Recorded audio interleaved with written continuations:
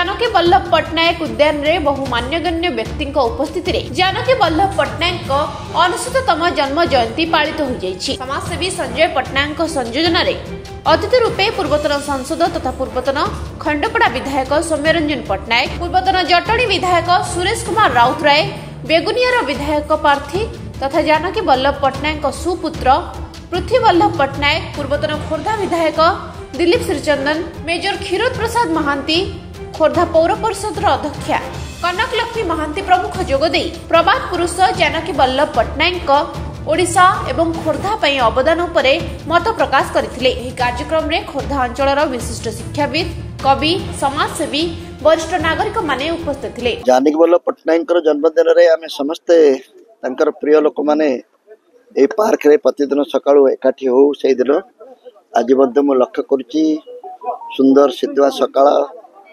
खरा टिके टिके आरंभ हलानी। एभली एक अत्यंत मनोरम परिवेश भितरे तांकर जन्मदिन पालन करिवार जो प्रथाटी परंपराटी आमे एठी आरंभ करिचु पार्क रे। एक पार्क टी ही तांकर जन्मदिन पई तांको श्रेष्ठ उपहार बोली मु व्यक्तिगत भाव विचार करे, कारण से प्रकृति को भल पाउथिले, सबुजिमा को भल पाउथिले एवं ए जगह जो भली अवस्था रे थिला 8 वर्ष तले ताको आमे सरकार ठारो आनी जेभली भाव में सबुज सुंदर करि पारिछु ता जानकी बाबूंकर गोटे गुणर प्रतिनिधित्व करुछि। प्रबल इच्छा शक्ति थिले सब किछि संभव हे पारे। आज ये पार्क को आपण जो ढंग रे देखुचंती ता केवल प्रबल इच्छा शक्ति किछि तांको भल पाउथवा लोक मानक भितर थिबा दृष्टि संभव होइछि। मु भाबुछि जो युवक माने पार्क को आछंती या को देखि ताको पसंद करचंती ताले या पछरे थिबा समानकर अवदान को मध्य समान स्मरण करिवे। आम युवा बंधु माने जानकी वल्लभ को देखि तांकर प्रबल इच्छा शक्ति तांको किपरि गोटे साधारण परिवार नै ओडिशार मुख्यमंत्री 3 थर एवं राज्यपाल पदवी देवारे साहित्य रे एवं तिरुपति भली विश्वविद्यालय कुलपति हेबारे एवं जगन्नाथंकर प्रधान भक्त हेबारे साहाय्य करथिला एवं सफल करथिला। तांको भली सफल कहानी नायक हेबाको हेले एभली इच्छा शक्ति थिबा दरकार। ए कथा मो पिला मानक आगे जानकी बाबू को जन्मदिन रे कहबाकू चाहे। खोर्धा माटीर गर्व गौरव, पूर्वतन मुख्यमंत्री, पूर्वतन राज्यपाल, विशिष्ट साहित्यिक, सांबादिक से एक महान व्यक्तित्व आज हूँ 69तम जन्म जयंती। ए माटी रे से जन्म से आम प्रथम गर्वित। से महान व्यक्तित्व आज 69तम जन्म जयंती आज जानकी वल्लभ ट्रस्ट पक्षर जानकी वल्लभ उद्यान परिसर पालन करा जाउछि।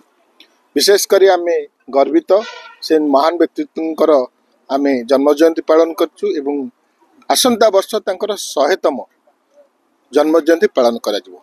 सेथिपई आउ जो 365 दिन रहिला आज ठारू आमे चेष्टा करूछु तांकर ओडिशार विभिन्न जगह रे जन्म जयंती 100 वर्षर पूर्ति पालन केमती करा जिवो एवं ए पार्क रे अधूरा थिबा किछि अंश जोटा कि पार्क को डेवलप करा जाय नै ताकू पालन करा जिवो एवं हमर राजधानी रे तांकर किबरी एक प्रतिमूर्ति स्थापन करा जिवो। कारण सेही जो महान व्यक्तित्व आज पर्यंत 8 वर्ष बीती गला राज्य रे एक प्रतिमूर्ति तांकर करा जाय नाही। अनेक व्यक्तित्व प्रतिमूर्ति करा जायछि।